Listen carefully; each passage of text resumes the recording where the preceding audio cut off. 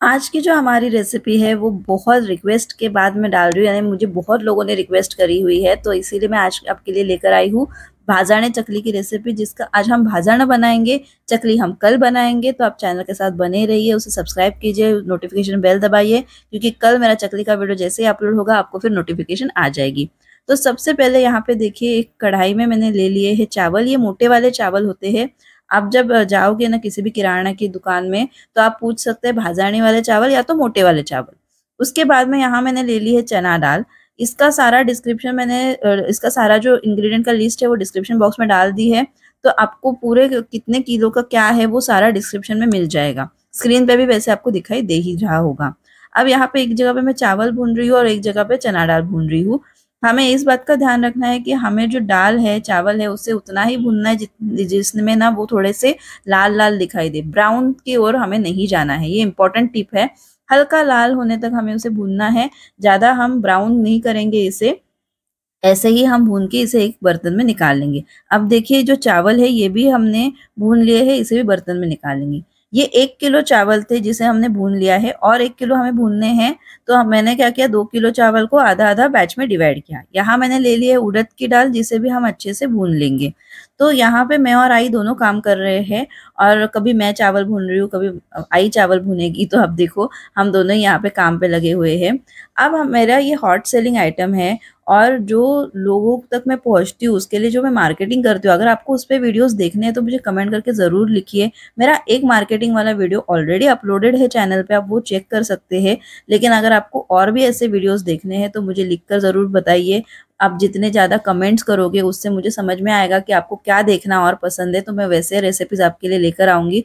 और साथ ही इसके बाद में ना हम टिफ़िन सीरीज़ भी करने वाले हैं, और ढेर सारी और फूड बिजनेस की सीरीज़ करने वाले हैं, तो चैनल के साथ बने ज़रूर रहिए। अब यहाँ पे देखिए, मैंने उड़द की दाल जो है वो भी निकाल ली है बर्तन में, और दूसरी जगह पे आई जो है वो चावल कर रही है। चावल को थोड़ा ज़्यादा टाइम लगता है, इसलिए उसको एक साइड पे हम बना रहे, मतलब भून रहे हैं, और दूसरी साइड पे हम दालें भून रहे हैं। अब मैंने वहाँ पे डाल दी है मूंग की दाल, तो मूंग की दाल को भी हम वैसे ही भूनेंगे। ट्रिक वही है, ज़्यादा नहीं भूनना है, बहुत ज़्यादा उसको ब्राउन नहीं करना है, कम भी नहीं भूनना है। ऐसे नहीं कि आपके पेशेंस खत्म हो गए, आपने कम भून लिया, ऐसा भी नहीं करना है। गैस की आंच जो है वो धीमी से मीडियम तक ही रखनी है, मीडियम भी नहीं रखनी है, धीमी और मीडियम के बीच ही रखनी है। फिर यहाँ पे देखिए, हमने ले लिए है साबूदाना। साबूदाना को भी हमें वैसे ही भूनना है। थोड़ा सा वक्त लगता है, लेकिन आंच हमें धीमी ही रखनी है। यहाँ पे देखिए, हमारी मूंग की दाल जो है वो करीब करीब भून चुकी है। कैमरा में आपको शायद ना दिखाई दे रहा हो, थोड़ी सी ये ना रेडिश कलर की हो चुकी है। तो अब हम इसे निकाल लेंगे बर्तन में, और उसी कढ़ाई में मैंने ले लिए है पोहे। जो हम पोहा बनाने के लिए इस्तेमाल करते हैं ना, वो वाले पोहे इस्तेमाल कर रही हूँ मैं, जाड़े वाले। तो उन्हें भी भूनना है, इसे तो वक्त नहीं लगता, ये पतले होते हैं वैसे, मतलब कुरकुरे जल्दी हो जाते हैं। तो करीब करीब 4 मिनट में, 3-4 मिनट में ये हो जाते हैं। फिर उन्हें निकाल के मैंने इसमें डाल दिया है साबुत धनिया। तो साबुत धनिया जो है ना, उसको हमें करीबन 2-3 मिनट के लिए अच्छे से भूनना है। इसकी ना एक बढ़िया सी खुशबू आने लग जाती है। फिर उसमें डालेंगे हम जीरा। जीरा डालने के बाद इसे करीबन 1 मिनट के लिए ही भूनना है। जीरा भूनने के बाद हम तुरंत इसमें डालेंगे खड़े मसाले। तो खड़े मसाले जो है उसमें मैंने दालचीनी, थोड़ी लौंग और काली मिरी जो होती है, काली मिर्च, उसका इस्तेमाल किया है। और देखिए, इससे ना बहुत बढ़िया चकली बनेगी। तो आप ये रेसिपी ज़रूर ट्राई कीजिए, मुझे लिख के भी बताइए कि आपकी कैसे बनी। मसालों को हल्का सा हम भून लेंगे, खुशबू आने के बाद गैस की आंच बंद कर देंगे, और इसे भी हम मिला लेंगे हमारे मिक्सचर में।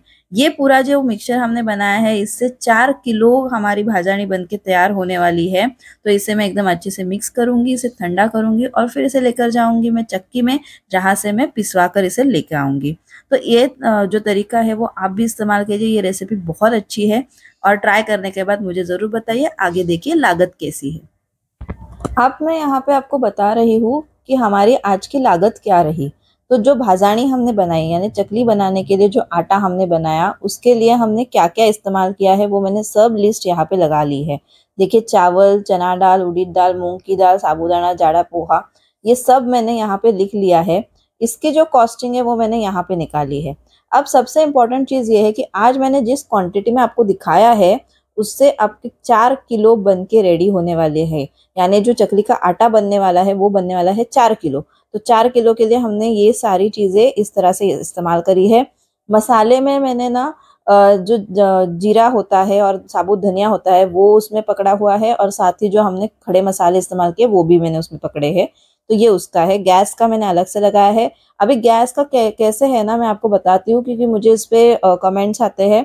तो गैस में डिफरेंस है। जैसे अगर आपका सिलेंडर है तो ये कॉस्ट चेंज हो सकती है, पाइपलाइन गैस है तो आपकी कॉस्ट चेंज हो सकती है। पाइपलाइन गैस में कम कॉस्ट आ जाती है, सिलेंडर में ज़्यादा कॉस्ट आती है। तो ये आपको आपके हिसाब से थोड़ा देखना पड़ेगा। फिर यहाँ पे मैंने पिसाई लिखा है। पिसाई यानी जो ग्राइंडिंग, जो मैंने ये सारी चीज़ों को भूनने के बाद मैं इसे चक्की में लेकर गई आटा पिसवाने के लिए। तो जब मैंने वो आटा पिसवाया तो उसका जो मुझे रेट लगा वो ये था। मतलब आपके यहाँ पे जो भी रेट होगा वो आपको पकड़ना है आटा पिसवाने का। उसके बाद में हमारी टोटल यहाँ पे इतनी आई है, जिसको हम राउंड फिगर करके 600 रुपया पकड़ लेंगे। ठीक है, तो ये हमारी 4 किलो की कीमत थी। 4 किलो की हमारी लागत जो थी वो इतनी थी। तो 1 किलो की हमारी लागत कितनी आएगी, तो करीबन इसको भी हम राउंड फिगर करके 150 पकड़ेंगे। तो 150 हमारी लागत आई हुई है। तो हमारी सेलिंग प्राइस कितनी होनी चाहिए, हमारी सेलिंग प्राइस होनी चाहिए 300 और 350 के बीच, 350 और 350 के बीच होनी चाहिए। अब 350 यानी 350 भी ले सकते हैं। क्यों, मैं आपको बताती हूँ। इसमें क्या होता है कि इसमें ना आपका मेन मतलब काफ़ी वक्त इसमें आपने दिया हुआ है। ये इतना जो हम 4 किलो बना रहे थे उसके लिए मैं और आई दोनों लगे हुए थे, और दोनों को मिला के मतलब हम दोनों ने जब काम किया तब हमको 2 घंटे लगे। यानी अगर आप एक इंसान का पकड़े तो उसको 4 घंटे लगे हुए हैं ये सारा बनाने के लिए। दूसरी चीज़ ये है कि आप ना ये जो बना रहे हैं ये आपको बहुत ज़्यादा तेज़ आंच करके नहीं बनाने हैं। तो इसीलिए इसमें वक्त थोड़ा ज़्यादा लगता है, मेहनत है। आप कंटिन्यूअस इसको चला चला के ही बना रहे हैं। अगर आप नहीं चलाओगे, आप ऐसे ही छोड़ दोगे गैस पे, तो ये नहीं अच्छे से बनेगा। तो इसीलिए इसकी कॉस्टिंग जो होती है ना वो थोड़ी ज़्यादा होती है। ऊपर से मैं आपको बता रही हूँ कि ये तो हमने इसकी कॉस्टिंग निकाल ली है, लेकिन इसके बाद में हम जो ट्रैवल करते हैं, यानी हम जो चक्की में आटा पिसवाने के लिए गए, लेकर आए, ये वाली कॉस्ट जो होती है, ये सारे इंग्रेडिएंट्स लाने की जो कॉस्ट होती है हमारी, फिर उसके बाद में जिस बैग में मतलब जिस थैली में हम भर के देंगे, अगर आप लॉक की थैली इस्तेमाल कर रहे हैं, सीलिंग वाली इस्तेमाल कर रहे, तो वो आप जो लेबल बनाओगे वो लेबल इस पे आएगा, क्योंकि इसके साथ आपको पीछे की तरफ ना देना भी होता है। अगर आप आटा बना के बेच रहे हो ना, तो आपको इसके पीछे यानी लेबल पे या कहीं पे मतलब एक लेबल बना के आपको ये बैग जो आप बनाओगे आटे की उस पे लगाना है कि इसको बाद में चकली इसकी कैसे बनेगी। क्योंकि लोगों को कैसे पता चलेगा कि आपने इस ऐसे बनाया है, तो इसको किस हिसाब से बनाना पड़ेगा। तो आटा जिस हिसाब से हम बनाते हैं ना उसी हिसाब से हमको चकली बनाने की भी एक विधि देनी होती है। तो वो सारी चीज़ें जब आ जाती है तो हमारी कॉस्टिंग जो है ना वो थोड़ी सी 300 टू 350 के बीच में आ जाती है। तो ये इसीलिए मैंने आपको यहाँ पे एक रेंज दिया है, वो आप डिसाइड कर सकते हैं कि आपको कैसे करना है।